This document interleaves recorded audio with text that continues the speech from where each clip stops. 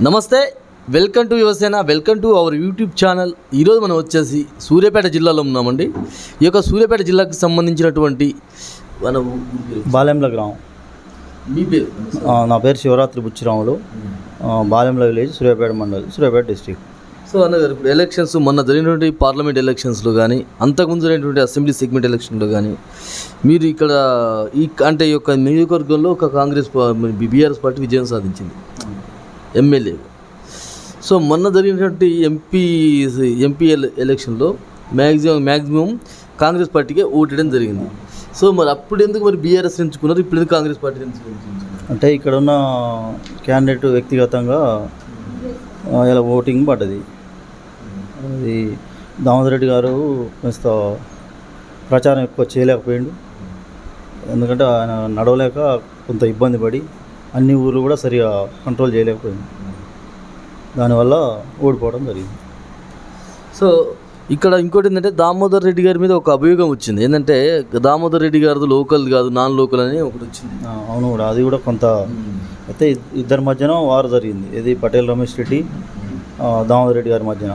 అయితే చివరికి దామోదర్ రెడ్డి గారికి టికెట్ రావడం వల్ల కొంత క్యాడర్ అనేది బ్యాక్ కావాల్సి వచ్చింది. ఏంటంటే ఉమ్మడి నల్గొండ జిల్లాలో, సూర్యాపేట జిల్లాలో చూసుకుంటే వర్గపోరు అనేది బాగా విపరీతంగా ఉంది కాంగ్రెస్ పార్టీలో అనేది బయట ప్రచారం. ఎంత అది వాస్తవమే, వర్గపోరు ఉన్నది వాస్తవమే.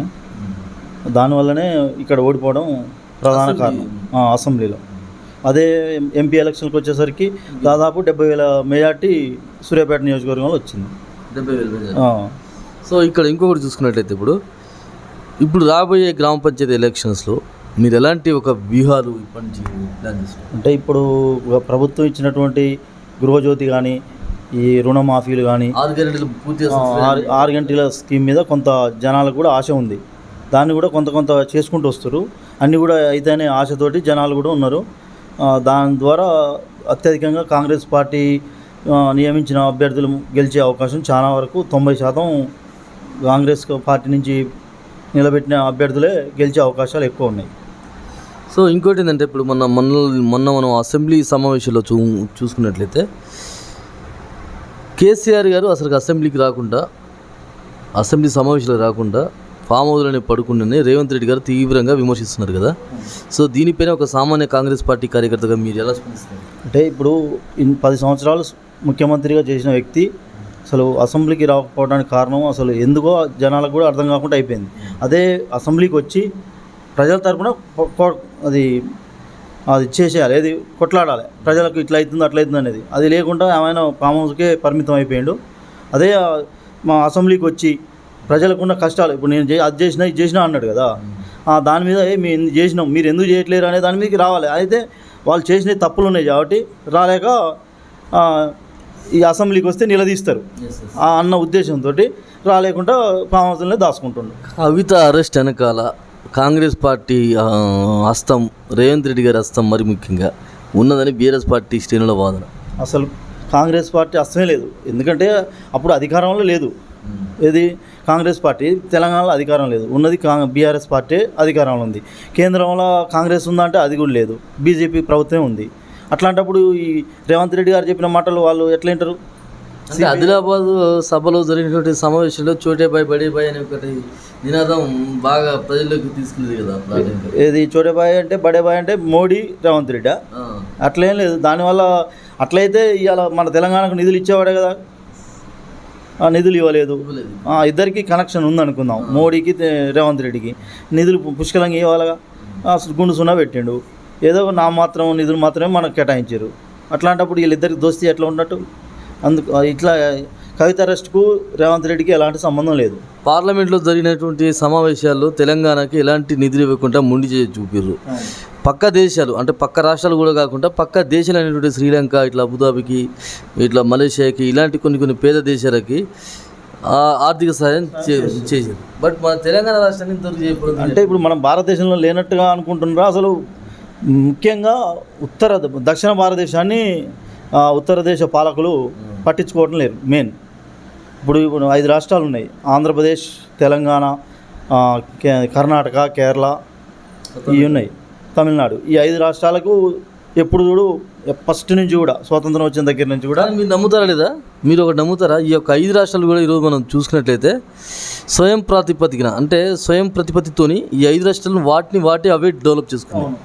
ఇప్పుడు ఇది మన రాష్ట్రాలనే కాకుండా మళ్ళీ కేంద్రానికి కూడా అధిక నిధులు మన రాష్ట్రాల నుంచే, ఈ 5 రాష్ట్రాల నుంచే కేంద్రానికి నిధులు ఎక్కువ పోతున్నాయి.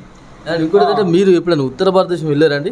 ఢిల్లీ వైపు ఒక్కసారి జైపూర్ పోయినా ఇంత ఉంటుందా మన డెవలప్మెంట్? అయితే రైల్లో పోతుంటే మొత్తం 36 గంటలు ప్రయాణించిన, 32 గంటలు ఒక్క క్షణం కూడా నిద్రపోకుండా చూసుకుంటూనే పోయినా. అంత డెవలప్మెంట్ అనేది లేదు, మొత్తం బీదరికంలో ఉన్నది. ఉత్తర భారతదేశం అనేది బీదరికంలో ఉంది, ఓన్లీ దక్షిణ భారతదేశం మాత్రమే డెవలప్మెంట్ అయింది. సో ఇక్కడ ఇప్పుడు కాంగ్రెస్ పార్టీకి ప్రధాన ప్రతిపక్షం బీఆర్ఎస్ పార్టీని మీరు భావిస్తున్నారా, లేకుంటే బీజేపీ పార్టీ అని మీరు భావిస్తున్నారు? మన పార్లమెంట్ ఎన్నికలు చూసుకున్నట్టయితే ప్రధాన ప్రతిపక్షం ఇక్కడ బీజేపీ మాత్రమే ఉంది, బీఆర్ఎస్కి ఎలాంటి అవకాశాలు లేవు. బీజేపీ పార్టీ మీకు ప్రధాన ప్రతిపక్షంగా మీరు భావిస్తున్నారు. బీఆర్ఎస్ పార్టీని ఎందుకంటే నాయకుడే లేడు. ఇప్పుడు నాయకుడు లేనప్పుడు ఇక్కడ ఏమవుతుందంటే, బీజేపీ పార్టీ అనేది గ్రామ స్థాయి నుంచి లేదు, బీజేపీ పార్టీ అనేది గ్రామ స్థాయి నుంచి లేదు, బీఆర్ఎస్ పార్టీ అనేది గ్రామ స్థాయి నుంచి పుంజుకుంది. ఇప్పుడు రాబోయేటువంటి గ్రామ పంచాయతీ ఎలక్షన్స్లో బీజేపీ పార్టీ గ్రామ స్థాయి నుంచి రాగలదా? కొద్దిగా ఇబ్బందిగా ఉంటుంది. ఎందుకంటే గ్రామ స్థాయిలో ఇప్పటివరకు ఇంకా ఏమైనా సిటీలలోనే కాస్త బీజేపీ ఉంది, పల్లెటూళ్ళకి వచ్చేసరికి మెయిన్ నాయకులు అనేటోళ్ళు లేరు, దానివల్ల చాలా ఇబ్బంది పడుతారు. సో కాంగ్రెస్ పార్టీ యొక్క విజయాల పరంపరని కొనసాగిస్తుందని మీరు భావిస్తున్నారండి? ఇప్పుడు మళ్ళా ఇప్పుడు ఎంపీటీసీ, జెడ్పీటీసీ, గ్రామ పంచాయతీ ఇవన్నీ కూడా కాంగ్రెస్ వన్ సైడ్ వార్ అయ్యేటట్టు అవుపిస్తుంది. ఎందుకంటే ఇప్పుడు ఇచ్చే గవర్నమెంట్ అన్ని పథకాలు ఇస్తుంది. మీ యొక్క ఊరు నుంచి కాంగ్రెస్ పార్టీకి మన జరిగినటువంటి ఎంపీ ఎలక్షన్లో ఎంత శాతం మేర ఓటింగ్ వేయడం జరిగింది? 85% కాంగ్రెస్కే పడ్డాయి. మీరు ఎంత అంటే మీరు ప్రచారం చేసి ప్రతి ఇల్లు తిరిగినాం, చేసినాం. అయితే అక్కడ ఈ ఓటింగ్ శాతం చూస్తే కూడా 85%, 15% మాత్రమే బీఆర్ఎస్కి పడ్డాయి. ఇప్పుడు జరగబోయేటువంటి గ్రామ పంచాయతీ ఎలక్షన్లో మీరు 6 గ్యారెంటీలు పేరు చెప్పుకునే వెళ్తారు కదా? 6 గ్యారెంటీలే. ఎందుకంటే ప్రభుత్వం చేస్తుంది, చేయకపోతే మనం చెప్పుకోలేము. చేసినట్టు చెప్పుకుంటే ఇంకా జనాలు కూడా ఇప్పుడు మన రుణమాఫీలు రెండు విడతలు అయినాయి, ఇంకా రైతులు కూడా బాగా సంతోషంగా ఉన్నారు. ఇప్పుడు మళ్ళీ నిరుద్యోగులకు కూడా జాబ్ క్యాలెండర్ విడుదల చేసారు. అవన్నీ మంచిగానే చేస్తున్నారు. So thank you so much అండి, థ్యాంక్ యూ. మీ విలువైన సమయాన్ని మా కోసం, మా ప్రేక్షకుల కోసం. So thank you. ఇదండి, రాబోయే ఎలక్షన్లో మళ్ళీ కాంగ్రెస్ పార్టీ విజయాల పరంపరని కొనసాగిస్తూనే ఉంటుందని మనతో చెప్తున్నట్టు సందర్భం నాకు కనిపిస్తుంది. So thank you so much. Stay tuned Yuvasena.